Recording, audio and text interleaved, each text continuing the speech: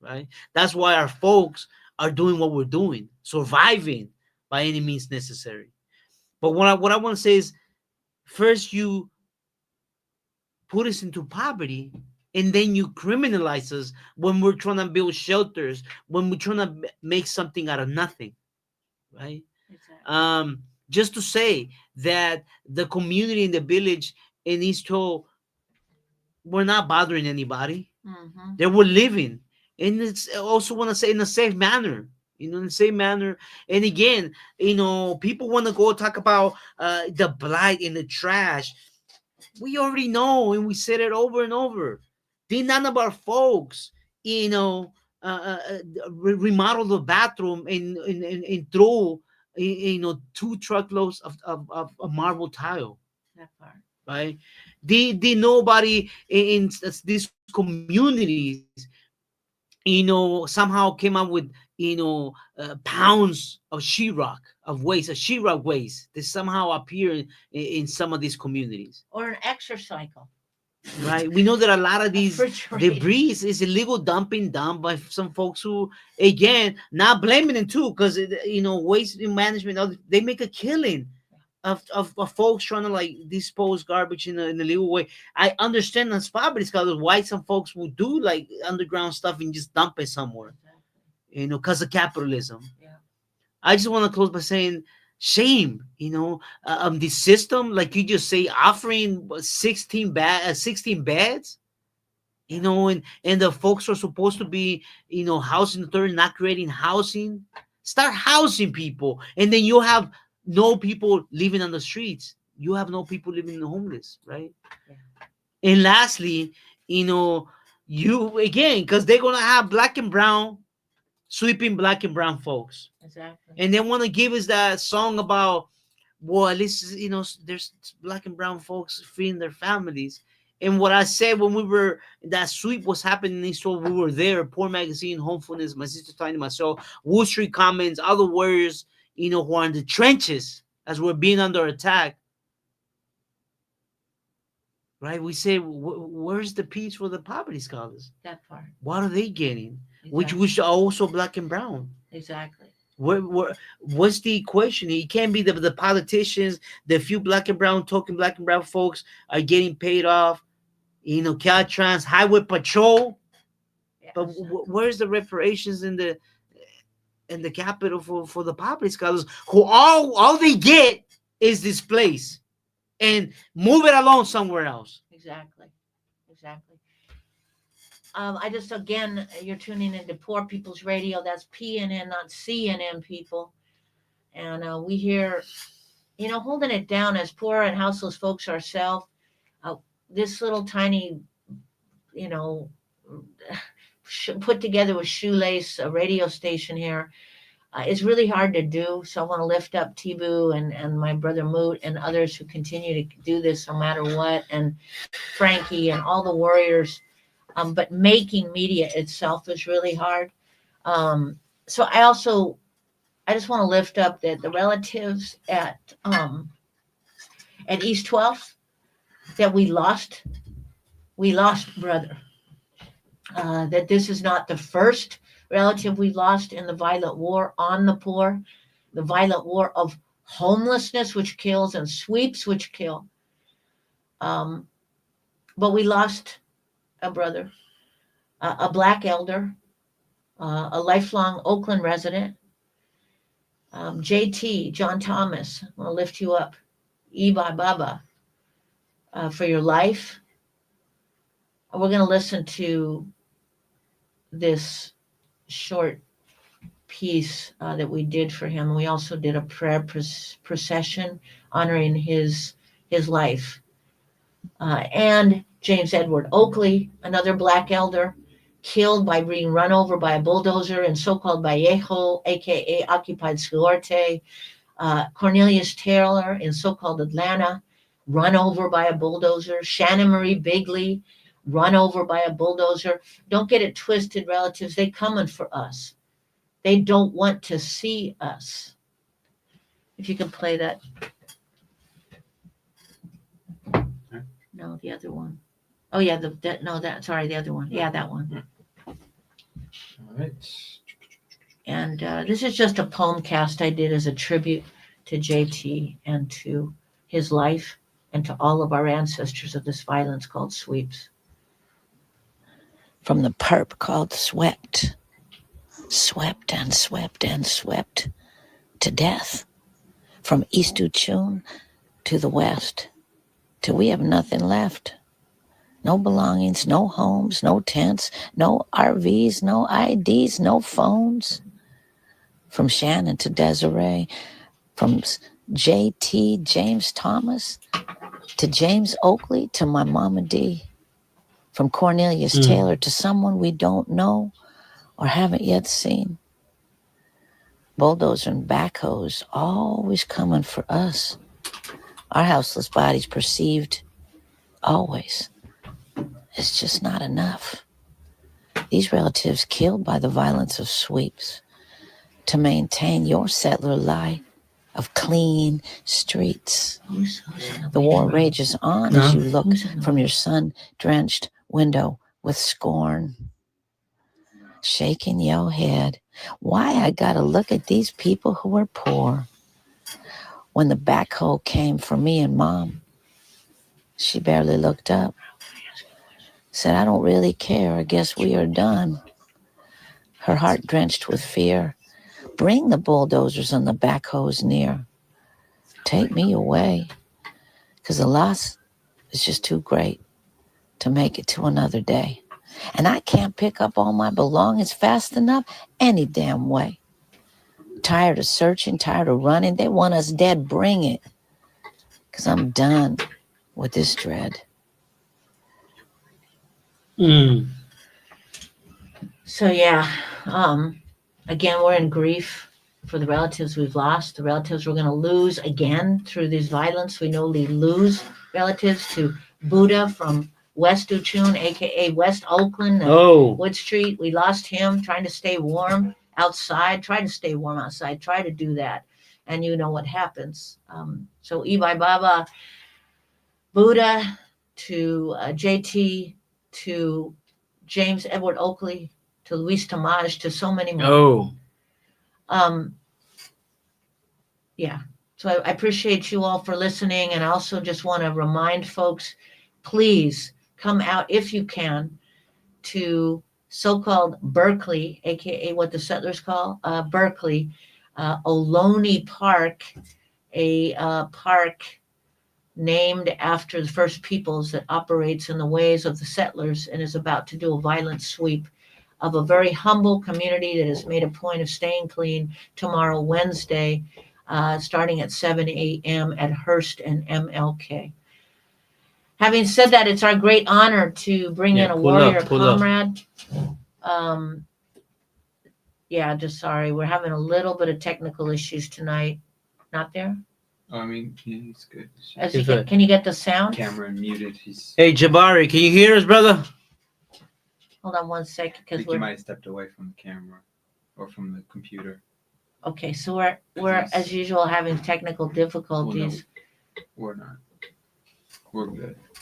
Okay. No, we're just waiting on Jabari. Yeah, we just want. Welcome to our Loca Vida here at Poor People's Radio. So one of the things is that we know that our relatives all across Mama Earth are dealing with the same kind of violence. So right now, our brother Jabari is going to give us a little bit of overstanding of what's going on in the spaces and places like Burkina Faso, and basically in other spaces and places in the continent where they actually deal with the same settler genocide. It just looks a little different, or maybe it looks the same. If we can put on a little bit of music, Tibu, in the meantime, and have folks wait. Oh, did we lose him completely? Okay, so we might have lost him. Let me go back and see. Okay, hold on, relatives. And again, as we're trying to navigate these digital divides, appreciate people's patience. Yes. And understanding. We're holding on by a thread here. It's a hard life out there for a radio producer family. Okay, I think they might have joined us. Hold up, Tibu. I'm still. Oh, here we go. Here we go. Here you go. Revolutionary love and solidarity. Excuse me for the complications. I can. First off, I was at another interview that went over it, and I was It might having also some be on their side. technical problems. Can you hear me? Welcome to Technical Digital. There we go. Here we go. Hey. Hey, brother. Hey, peace. Can you hear me? Oh, Can you we hear can't us? hear. Hold Yeah, on, let's yeah, see. man. Revolutionary love and solidarity. No, we can't Forgive hear me. him. Yeah, I was in another Is your interview. microphone on, Jabari? Can you hear me now? Can't We hear you. should Give be us able a to sec. hear. We should be able to hear you, but for Give some us a reason sec, we can't. relatives. We're working on it. Speaker. Sure. There we go. We got Yeah, you. There we Sorry, go. that was There we our go. end, man. My bad. Now we can hear you. yeah. Revolutionary love and solidarity. I That's what's appreciate up. y'all Hey. having me on. For sure. So glad you're here with us, relatives. I mean, you heard a little bit of the violence we're dealing with on this particular occupied land. We know that that's local to global. That these settler colonial forces they moving all over Mama Earth. Why don't you tell listeners and viewers what's going on? I know you've been doing so much beautiful work, holding up relatives on the continent and different locations. Go ahead and tell us what's up. Yeah, so we just did a demonstration for Haiti, where we went to the French embassy, man. We demanded $115 billion that the Haitian Mm. people were forced to pay in reparations for their own freedom. We recognize that the stabilization that they create in there is only so that they can steal the natural resources out the back door. Elon Musk got heavy interest in the uranium that's there that's worth 10 times more than gold. They needed to get out into space and the stuff that they trying to do. And we're looking at the global uprising and what's happening in Burkina Faso, Niger, um, Mali. I think Chad just came along. Senegal is talking. The sister in Namibia, the first woman president, is doing amazing things. She was able to do stuff in 2 months that people haven't been able to do in 200 years. You Mm. know, people taking over their natural resources, taking back their natural resources, and asking the French colonial masters to leave. So it's been going all the way up. With BRICS coming up, uh, it's been where they could go, where other countries could go to get aid, and not from the monetary funds that's been oppressing us all of these years. The new colonialism is through aid to Africa. So we Mm. saying, hey, Mm. we don't want your aid no more. We don't want your McDonald's. Y'all can go and let us develop our own resources. In just a short time, um, Captain Ibrahim Toure, the president of Burkina Faso, he they bought themselves out of debt. You know, they producing tomato paste. They took the colonial people still wearing the white wig and stuff, like, what I'm saying, in court. They can't do that no more. Kids have to wear traditional clothes in school, you Mm. know. Um yeah, they pushing the so-called terrorists out. We realized that the terrorists was really the people that we called in for aid. So they make it look like it's something going on. So we beg for the French military to come in and for the U.S. military to come in, and then once they come in, they siphon us for all of the natural resources. You Wait know, a minute. So let me just interrupt you just a sec so I can clarify. So you're talking about Burkina Faso right now, right?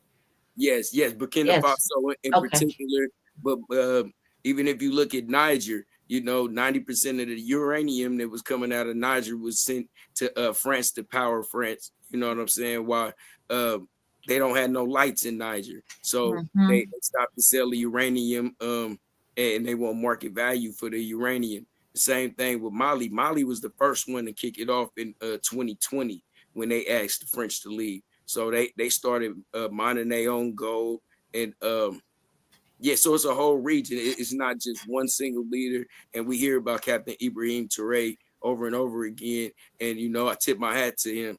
But it's plenty African leaders that seeing what's going on, and they're not taking it anymore.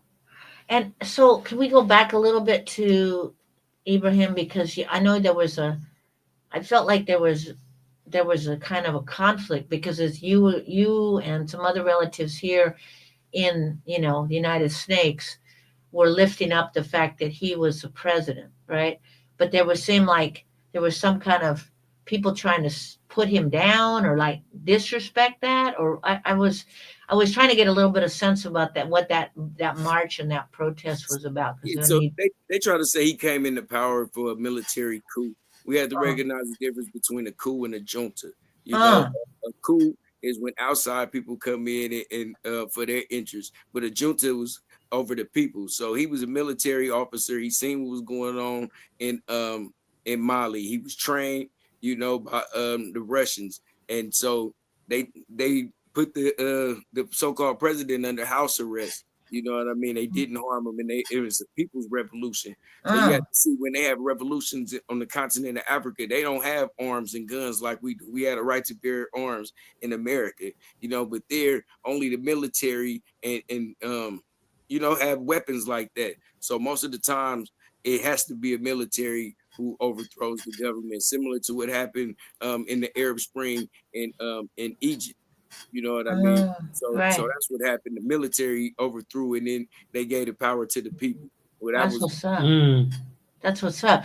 And then going back to Haiti, uh, can you tell listeners and viewers, because there's so much BS that comes out about what's going on there, and we know that's the colonial gaze, the view, the POV coming from this place. Just kind of tell listeners and viewers what the resistance looks like there. yeah. I mean, well, they call these people revolutionaries, the so-called gangs, barbecue and them. But we see that they burning down houses, that they're raping women. No revolutionaries do that. So we know that they're working in the interest of outside governments. We can look at the guns that they're using.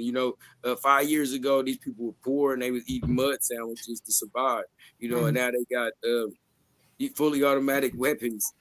So we know that they're getting funded by the West. mm, They're using Western weapons, and yeah, they tearing up Port-au-Prince because they want us out of there. They getting rid of the black problem, and we've seen it in so many countries before. You know what I mean? We seen it in Rwanda. When they put us up against each other, we see it going on in the Congo and how they was able to manipulate that situation and what's happening in the Congo to take control of those resources here recently. So it's a continuation of that that's going on. We know that when President John Paul Aristide was in power, he went to go sue France for the monies that they had to pay in reparations, and the American government kidnapped him and took Right. him to Africa, kidnapped him and his wife. So this is a continuation of that is going on, and we can see throughout history it's the same playbook.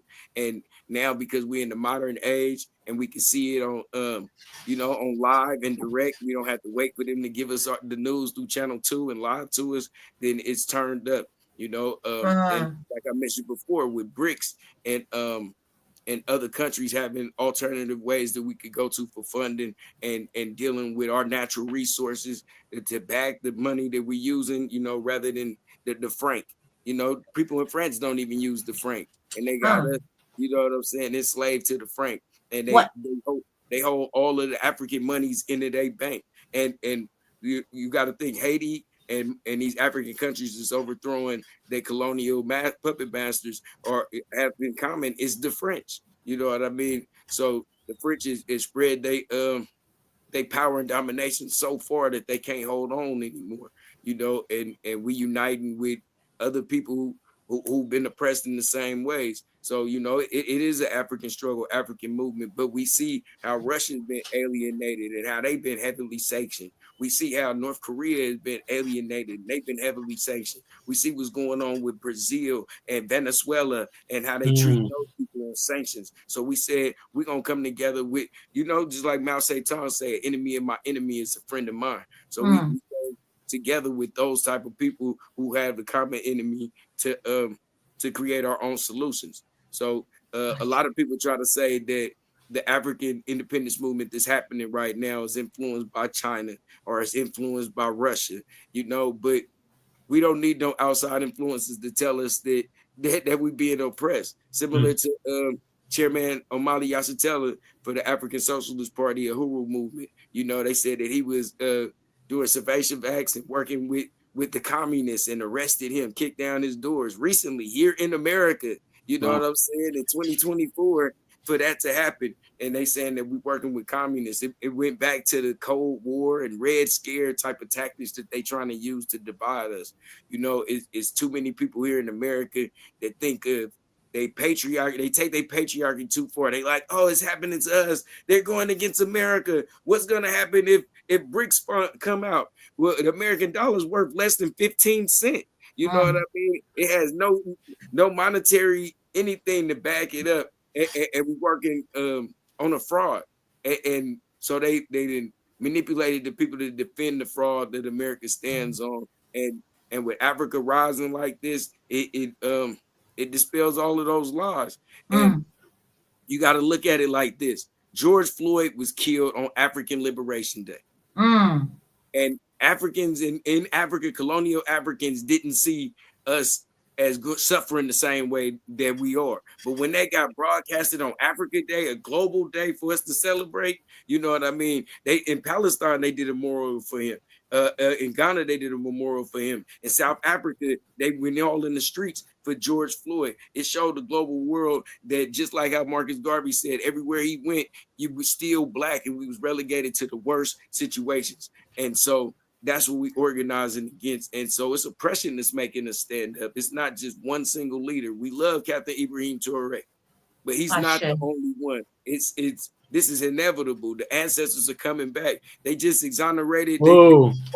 They just pardoned the Honorable Marcus Messiah Garvey for so-called mail fraud. You know what I mean? Recently in February, he just got a pardon, and we watching the ancestor spirit come back. He said, "Look for me Oh, in our storm, and I come back with countless ancestors that died in the Caribbean, that died in Africa, that died in the Americas. If in life I was a threat, in death I'll be a terror to those who oppose African liberation." That's what's going wee. on right now. So when we look at Captain Ibrahim Toure, they say he's the new Thomas Sankara. When Thomas Sankara was still around, he said you could kill one Thomas Sankara, but thousands will pop up. So we Hmm. recognize that in African spirituality that we never die. We come back, and we come back in us, in the children. And that's why I hold on the name Jabari Garvey, because I'm the great grandchild of the Honorable Marcus Messiah Garvey in principle.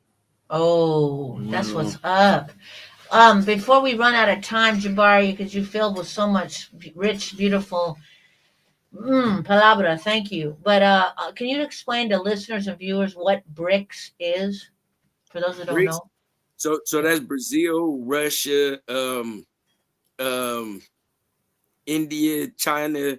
So and South Africa. So what they want to do, like Mubarak Gaddafi had planned to make the dinar, to make a currency based on natural resources, on the gold. American don't have no gold. French don't, only the gold that they stole. You know what I mean? So if they could base their monetary funds on based on natural resources, then we could fund whatever we need to rather than going to them. You look at the situation what happened with the oil dollar, and they had this uh, um they deal with Saudi Arabia to make them only use American dollars to buy oil, and that kept the whole world uh, um, you know, submissive to America. That's how America became a global power, dealing with the oil dollar. So we say if we could take our natural resources, and why do we need dollars? People have to exchange, you know what I'm saying, what they have into dollars to buy into the global economy. And we have gold that's backed with something. All we need is our natural resources. And with them naturalizing their natural resources, nationalize them, it gives us the ability to build our communities, to build the infrastructure that we need. So BRICS Oh, is a bunch of countries that America has put sanctions on and said was the enemy, who put their resources together. And they said, if you want to trade with us, we'll trade with each other within our own groups. We'll build our own banks. It's based in China right now. But mm, for us to have a monetary fund, not the one that they've been keeping us enslaved with. that part. Beautiful. Thank you for that. I just thank you for also calling in BRICS and Gaddafi because Hmm. My Mama D was a Garveyite and also was all about Gaddafi, and yeah, I would call that out before anybody. Um, Before we close out, Jabari, you want to leave anybody with any marching orders where they need to go or do, or what's the next step to support your work and the Pan African, beauty that is your journey? Yeah, well, you can find me, Minister of Confrontation, on Instagram, Jabari Shaw on Facebook, Jabari Garvey on TikTok, um, www www.uniaclrc2020.com is my website. And continue to agitate wherever you at. We're working on memorandums of understanding with different organizations. We need one united front. Um, and we're working on a conference next year in Oakland where we bring all of the heads of organizations to talk about what's the next steps for self-determination here in America. Right Oh, on, man. that's what's up. We appreciate you so much, Jabari. We will hopefully be talking to you very soon, and keep that power up, bruh. All right, thank you. Power to the Well, people. Yep. power to the Power, people, people. bro. All right, Lead the all land. right, for sure. Every Right on, day. Jabari. We just wanted to leave our listeners with a couple PSAs. That's poverty scholarship announcements. Speaking of Pan African and ancestral spirituality, we want to call out to our beautiful warriors from Omnira, who is a beautiful Ifa Oruba song group that we were introduced to through Sister Leger and Juju and Estrella and other warriors and relatives who are part of our beautiful community here at Homefulness. But one of the things is there is a Juneteenth coming up. I think all the listeners and viewers of Poor Magazine know Juneteenth itself is not a holiday per se. You could argue that it's a mourning day. Mm. It's a day of liberation. It's a day of reclamation. It's a day to take back. So many lies that the settler colonial system has been imposing on, specifically on Black bodies and all Indigenous bodies. But it will not. This particular one that I'm telling you about, because there are many, but this particular one is going to be on Sunday, June 8th, at 11 a.m. to 1 p.m. And it is a ritual of remembrance. So I just want to remind folks that the concept of remembering, of calling in ancestors, of walking in the humble journey of warriors who have gone through positions of chattel slavery, who have gone through black land theft, as you often and I might hear our chant, in its of itself is an act of resistance. So we encourage folks to go out. It will be at Lake Merritt Boathouse picnic area, and that is again on 562 Bellevue Avenue in Oakland, aka Occupied Uchun. Again, Lake Merritt Boathouse picnic area at 562 Bellevue Avenue, Oakland. And I say it's a beautiful ceremony. We've been to it before. There will be prayer, testimony, drums, and chants, and many other things. And if you want more information, you can go to www.omnira-institute.org. Omnira is spelled Omnira. So it's a beautiful, beautiful ceremony, again on June 8th, Sunday. On that same day, just to totally confuse everybody, because there's so much going on, we also have the blessing of letting you know about a pilgrimage that will be going, a pilgrimage for right to return. As you heard about these violent sweeps that are happening, once we're moved out of our homes, out of our RVs, out of our apartments, or out of our parks, we never get to come back. In addition, once we're moved out of our indigenous territories, both from the other side of the false borders to here, and also for First Nations relatives, we can never come back. Mm. Right? And so one of the points of the pilgrimage that will be happening, that is led by a intergenerational, many multi-nationed community, call out to Reverend Deb Lee and others, is that we'll be calling in all of these intersections, right? All of these intersections of removal. And so I want to encourage folks, go to all of them if you can. There will be the pilgrimage will be starting at 7:30 in the morning at the Islamic Center of Alameda. That is at 901 Santa Clara Avenue, Alameda. Unfortunately, I do sometimes call that place Clanameda because so many black and brown bodies have been profiled there. But there is also a powerful day where we'll be honoring all of the black and brown bodies that have been removed from all of these places and places from Palestine to Uchun, right?